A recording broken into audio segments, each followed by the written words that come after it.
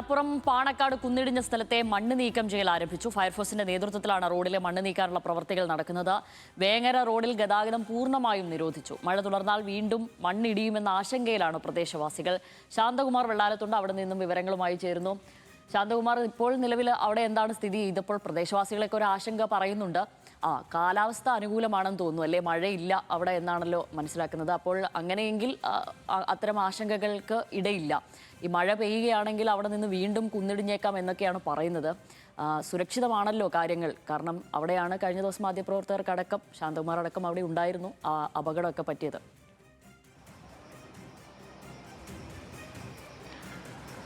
ശ്യാമിലി, സുരക്ഷിതമാണോ എന്ന് ചോദിച്ചാൽ അത്ര സുരക്ഷിതമല്ല ആ മല ഇടിഞ്ഞ ഭാഗങ്ങൾ എന്നുള്ളത് തന്നെയാണ് ഇപ്പോഴത്തെയും അവസ്ഥ. കാരണം ഇന്ന് ഓറഞ്ച് അലർട്ടാണ്, പക്ഷെ മഴയുടെ ശക്തി ഇന്ന് രാവിലെ മുതൽ തന്നെ വളരെ കുറവുണ്ട്.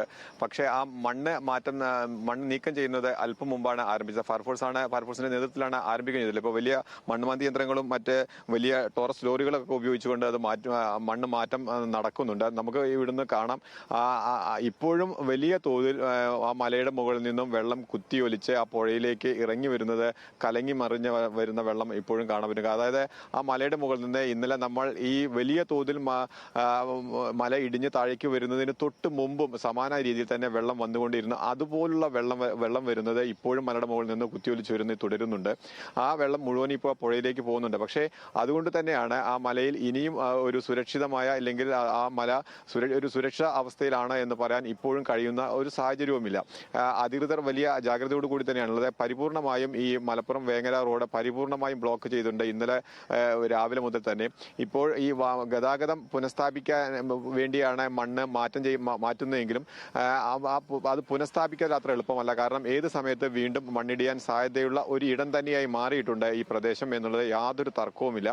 നമുക്ക് ഇപ്പോൾ ആ റോഡിൽ വലിയ തോതിൽ ഏകദേശം ഒരു 2 ആൾ പൊക്കത്തിൽ അത്രയും മണ്ണ് അവിടെയുണ്ട്. ആ മണ്ണ് നീക്കം ചെയ്യണമെങ്കിൽ തന്നെ ഏകദേശം മണിക്കൂറുകൾ സമയമെടുക്കും.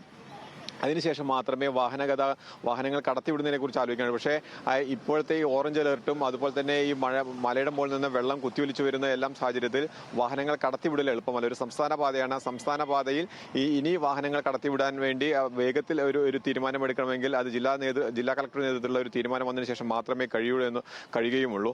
എന്തായാലും ആ മണ്ണ് നീക്കം ചെയ്യുക എന്നുള്ളൊരു പ്രവൃത്തി മാത്രമാണ് ഇപ്പോൾ തുടരുന്നത്.